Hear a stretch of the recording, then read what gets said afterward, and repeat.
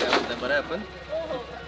मी आज ॲक्च्युली सगळे महानगरपालिकेच्या कर्मचाऱ्यांचं काम समजून घेण्यासाठी आलो होतो. होय. मग तेच नागरिकांमध्ये थोडंसं थँक्यू. हे काय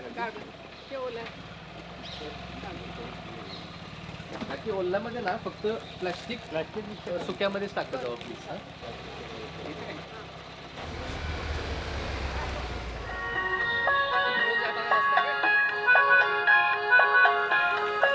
कचरा गोळा करताना मी बघितलं की काही लोक ओला आणि सुका कचरा एकत्र देत होते.